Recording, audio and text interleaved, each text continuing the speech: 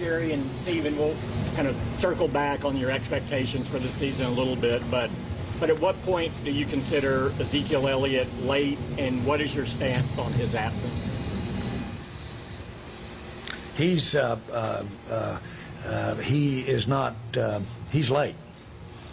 We have officially reported, and so he's a non-report officially, and all of the mechanisms that are in place with your collective bargaining agreements, structurally under the contract, everything is in place and addressed if you're not where you're contracted to be. So he's late. Does that mean that he'll be fined? Excuse me? Does that mean that you guys will be fining Ezekiel Elliott for not being here today? It provides for that. Does that mean that you guys will? Again, it certainly provides for that, and I've not ever made it a practice of getting into the details of how we execute our agreements or how we operate within our agreements. But his agreement provides for fines, and it's certainly doable under the CBA. Well, last time have you had conversation with him, and did he tell you he was holding out over his contract?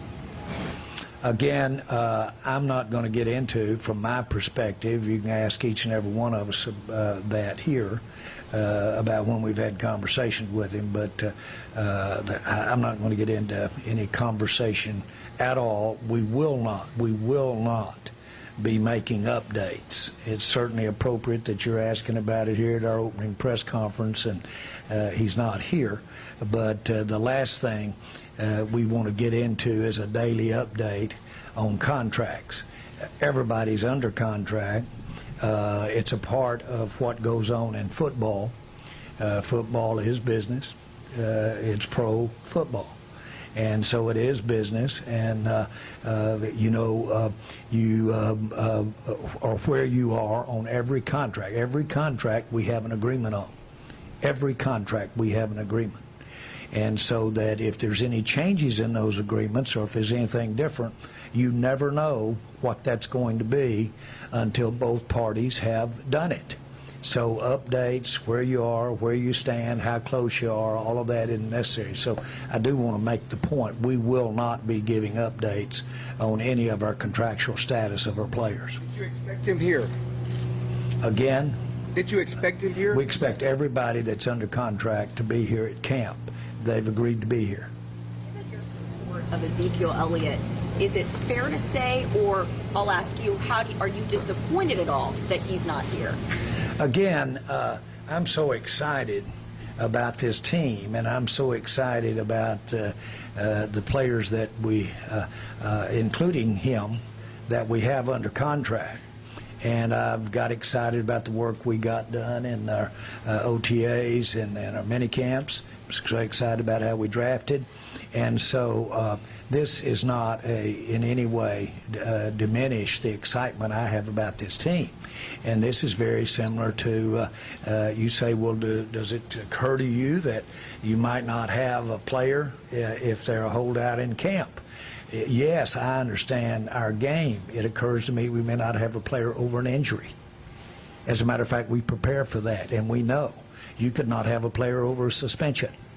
We know that. We prepare for that. And so all of this is just a part of playing football professionally in the NFL. Jason, what are your comments about Elliott's absence? Yeah, we expect all our players to be here. Obviously, Zeke is not here. Zeke's been a really good player for us. Over the last 3 years, very impactful guy. He had a great offseason for us. There's a business of the NFL that happens. Our focus as a coaching staff, as an organization, is on the guys who are here. It's really as simple as that. Jason, will you address the Yeah, I team think at when all? you've done this as long as we've done it, I mean, none of this is, you know, there's no surprises. We've been doing this for 30 years, and so it's part of the game. You know, the great news is, you know, the organization from Will to Jason to Jerry to our scouting staff have done a great job of assembling a lot of young players, and with that comes expectations from the players, from the agents, and it's part of it. And we're certainly going to work through it. I think Jerry's really addressed everything there is to address about Zeke, and we're just going to go to work and do what we do in terms of continuing to work, keep this team together. I just think we've had a really good young football team, and there are some challenges out there. These guys, and as they should, it's business to them as well. It's their livelihood. They work hard at what they do, and certainly respect that. But it's going to do no good to address this situation every day. Certainly, we'll be working on it behind the scenes, and we feel optimistic that when we're all said and done here, things usually work themselves out. Stephen, working on it behind the scenes, have you had any discussions with his agents on a new contract? Yes.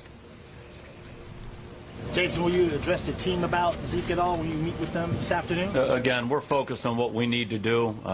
Most of our players came in on the flight last night. Some of the players reported this morning. They did the weigh-in. They did their physicals. We did the conditioning run at 10 a.m. We'll have a 2 o'clock team meeting. We're focused on the guys who are here. Again, Zeke's been a great player. He's been a great teammate, and we respect him. But we're not going to get into the business of football. We're going to get into what we need to do each and every day to play our best and to coach our best. Curious, Tim, do you always focus on each individual case, or in something like this where a player has 2 years left on a contract, is there a precedent to be concerned with going forward as far as how you address this? Did you ask me? Both of you. Yeah. Okay. Well, I'll answer this way. Anytime you look at a player, that usually means you're going to look at many players, because you've got to put it in perspective of the entire available dollars to pay the team. And I'd say there are very few conversations that Stephen and I have, but what at some point in that conversation we're not discussing player, its impact on other players relative to the cap and financial. It's almost like getting up and turning the lights on. It's such an everyday concurrence. There's no that you live with this all the time. And so that when you don't have the player on the field for whatever reason, then you would be discussing, well, that's why we put that in place. That's why we have that in place. What are the repercussions there? It is not alarming that you have to get up or go to bed thinking about some aspect of it when you're dealing with the numbers of contracts that you are. So that's why I don't want to seem cavalier. Zeke is an outstanding player. I don't want to seem cavalier about it, but I also don't want to be unrealistic being alarmed about it. This is what we do. This is the air we breathe. And if you flared and knee-jerked or went just because you have parts of it that need addressing, you wouldn't be a good manager and you wouldn't be functioning. So I just want to put it in perspective, notwithstanding what is important to you, that our fans have a feel for the consequences and what this is about, Zeke not being here. I want to say to you, this is business as usual.